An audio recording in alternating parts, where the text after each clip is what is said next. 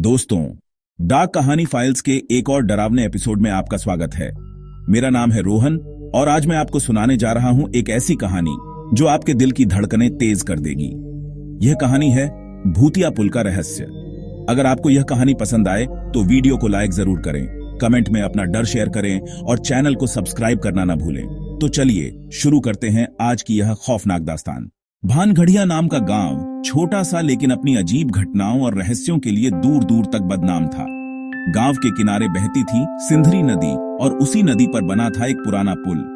कभी यह पुल गांव और शहर को जोड़ने का सबसे अहम रास्ता हुआ करता था, लेकिन पिछले 15 सालों से वहां कोई नहीं जाता था।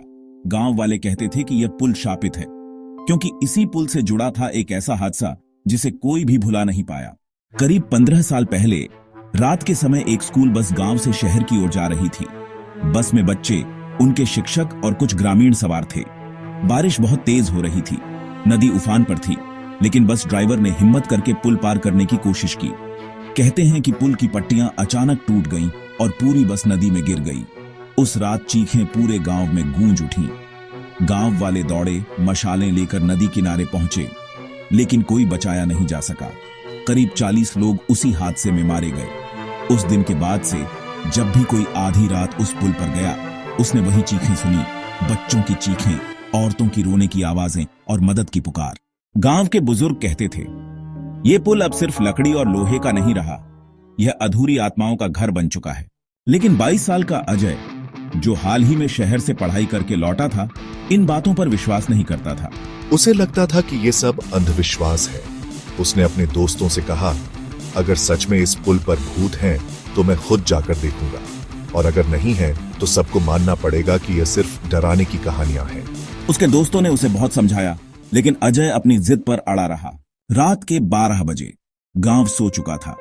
आसमान में बादल छाए थे और बीच बीच में बिजली चमक रही थी। अजय टॉर्च, कैमरा और अपनी डायरी लेकर पुल की तरफ बढ़ा। जैसे ही उसने पुल पर कदम रखा, हवा अचानक भारी हो गई। चारों ओर अजीब सा सन्नाटा था। पुल की पट्टियां उसके पैरों के नीचे कराह रही थीं, जैसे विरोध कर रही हों। अजय का दिल थोड़ी देर के लिए धड़का, लेकिन उसने खुद को संभालते हुए कहा, यह सब मेरे दिमाग का खेल है। धीरे धीरे वह पुल के बीचों बीच पहुंचा। अचानक हवा का तेज झोंका आया और उसकी टॉर्च बुझ गई। अंधेरे में उसने सुना, बचाओ, हमें बचाओ। पहले उसे लगा शायद यह उसका भ्रम है, लेकिन आवाज और साफ होती गई। उसने कैमरे की फ्लैशलाइट ऑन की और देखा कि पुल के किनारे एक औरत खड़ी थी। उसके कपड़े भीगे हुए थे, बाल बिखरे और आंखें लाल। वह सीधे अजय को देख रही थी। अजय घबराया और बोला, तुम कौन हो? औरत ने कांपती आवाज में कहा, हम सब यहां कैद हैं, उस हादसे के बाद से। इतना सुनते ही नदी में हलचल होने लगी। पानी से कई परछाइयां बाहर आने लगी। बच्चे, औरतें, बुजुर्ग सब पानी से बाहर निकलकर पुल पर खड़े थे। उनकी आंखें खाली, लेकिन उनमें दर्द और गुस्सा साफ झलक रहा था। अजय के पैरों तले जमीन खिसक गई। उसने पीछे मुड़कर भागने की कोशिश की, लेकिन पीछे का रास्ता अंधेरे में गायब हो चुका था। तभी उसके सामने वही बस दिखाई दी जो 15 साल पहले नदी में गिरी थी। बस के अंदर बच्चे खिड़कियों से हाथ निकालकर मदद की गुहार लगा रहे थे। भैया, हमें बचाओ। अजय का शरीर पसीने से भीग गया। उसने कैमरा उठाकर तस्वीर खींची, लेकिन हर तस्वीर में वही औरत उसके पास खड़ी नजर आई। अचानक पुल हिलने लगा।